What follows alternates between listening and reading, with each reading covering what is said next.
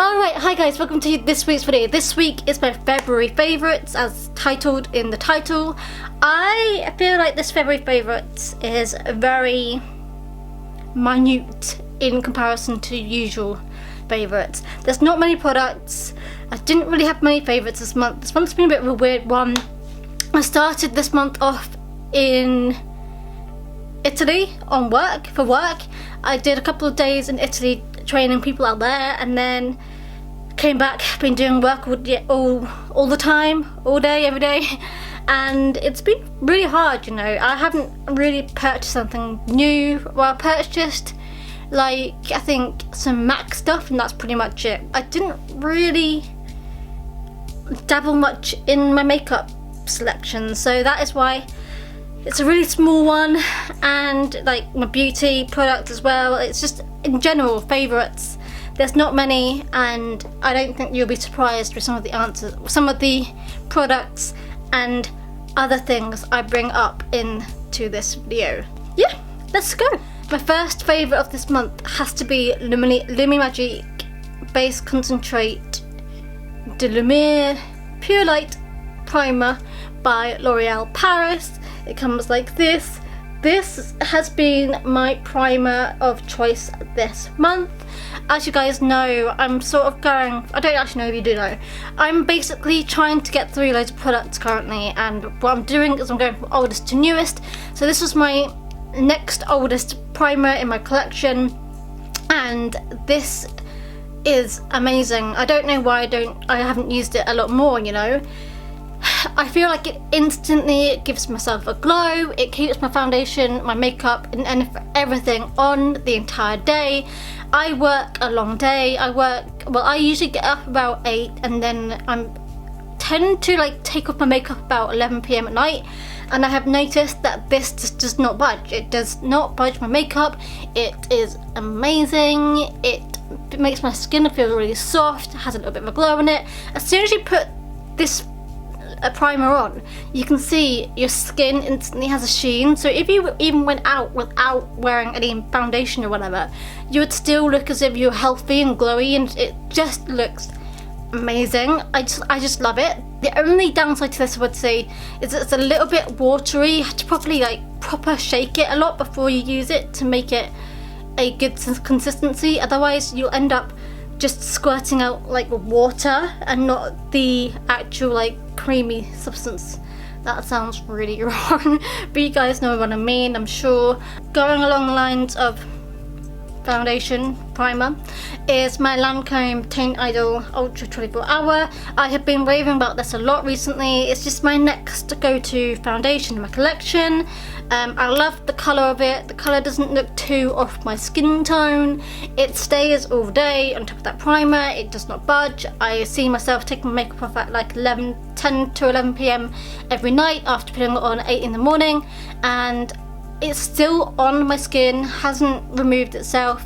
The only thing that like really goes away from my makeup throughout the day is my blush and bronzer. If they are powder, they often come off, but other than that, my foundation usually sticks. Wearing it today as well, I love it, and I would definitely repurchase this again. Only downside to this one is that it smells like it's a chemist.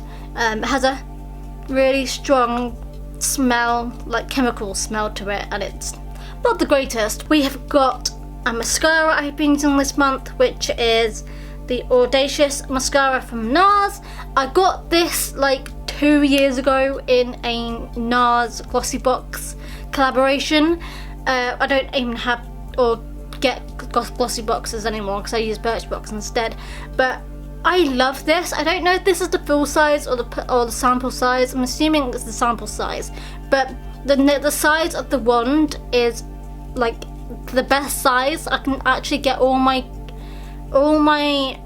lashes because of how small this is, and it's like the best thing is I don't know if you can even see that, but it's a bit bendy as well, so it has more flexibility to touch all the lashes, and it gives me the eyelash look I want to get. I think this is probably one of my favourite mascaras I've used in a long time. I would definitely repurchase this, or like a NARS mascara in general, because I think they are really good mascaras. I just haven't had a mascara that I felt that I've gone away and had a good impression of. It doesn't come off at all during the day. Again, with like the foundation and primer, I'll wear this, I'll put it on in the morning, I don't have to retouch it. In the evening, it's still all on my eyelashes, doesn't come off. It's in the shade Black Moon, and yeah, I'm just obsessed with that right now. This is MAC's Soft and Gentle Mineralized Skin Finish. It is very, very gold. I don't know if you can tell that. Ooh. Gold. I don't actually know how to use this yet, so if anyone can help me, that'd be great. I tend to just use this on my eyeshadows at the moment. I tried it once doing it on my cheekbones and I looked like an Oompa Loompa, so I'm trying to figure out a way of how I can get away with using this, because of course I'm very pale and this is very, very bronzy, orangey, goldy. I don't quite know how to get away with it.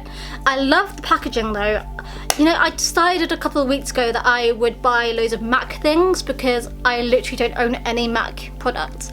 And I was like, okay, I'm gonna buy a few things. So I went onto the MAC website and I got like a mascara, I got this, I got the foundation, and I got something else as well, mascara I think. So I just got like a selection of little things, and this is one of the things that shouted out at me. I absolutely love the packaging. I love how it's magnetic, which means like it's not going to easily open when it's in your bag or when you're traveling. Yeah, if anyone knows how to use this, put it down there. Okay, going on to hair. We've got one thing here, and this is Parlour by Jeff Chastain Detangling Leave-In Conditioner. You guys know I dye my hair blonde, or well, my hairdresser dyes my hair blonde, and I tend to use like shampoos and all that stuff that help keep the colour.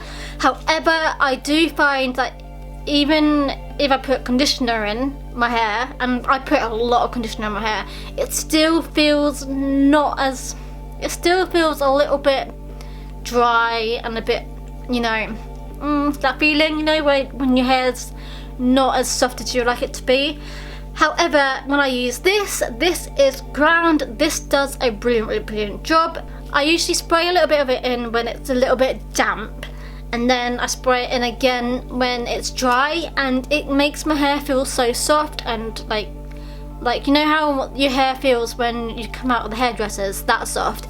This is what this makes me feel, and it's just a really good hairspray, like hair leave-in conditioner. I mean, I do have a couple more of their products that I've also got in sample size. This is of course sample size. I got this in like a Birch box a while ago. Could just live in it all day. Well, not really, because it smells a bit like sea, but regardless. Next up for like body stuff, I guess, we have got Natural Collections Blackberry and Raspberry Yogurt Shower Foam. This I got like 3 or 4 years ago. I'm telling you guys, I'm trying to get through stuff, and I find like body washes take forever to get through. I don't really know why, because I like shower and bath multiple times a week, but I still seem to take forever to get through products. So I had like a Soap and Glory body wash that I had that I was using for like 2 years, and I don't understand how it took me so long to get through it. However, I finished that one and I moved on to this one, and this foam is incredible. Like the amount of foam, like you spray just a little tiny bit and the amount of foam that comes out is unbelievable. It's really soft, it's really creamy.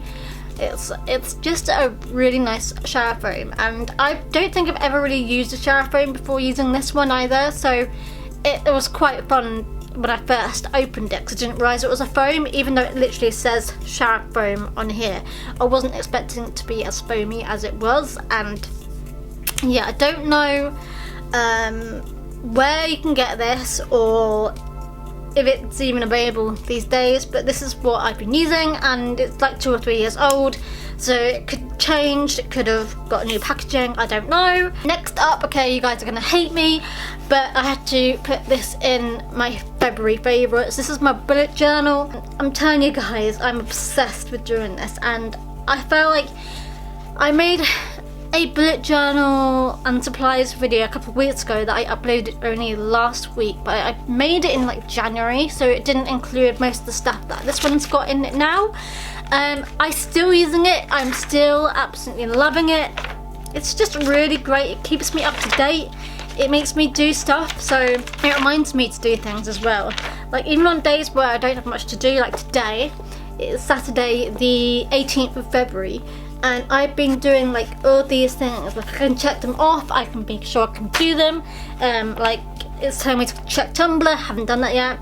Go to IKEA, I did that this morning. Film Feb Favourites, which I'm doing right now. Sort out basket by staircase downstairs, and then change bed sheets. It's literally something that reminds me to do things because I always forget. I'm the most forgetful person ever. Like I'm asked to do something and I forget to do it, or I'm too lazy to do stuff. So if it's not written down anywhere to tell me to do it that day, I won't do it. So like bed sheets, I could end up having the same bed sheets for months and months and months unless I write it down and tell myself to change it. I just won't change it at all. It's really, really bad. I just find it really like satisfying as well to like have like an empty spread and then have it full of things at the end of the week. I'm absolutely loving like the weekly tracker here thing. I've already actually started planning March. Look at that. It's like my March at a glance, my gratitude log, my habit tracker, my sleeping tracker. I just love the bullet journal because it can be however you want it to be. There are literally no rules to it. You can add whatever collections you want, you can track whatever you want.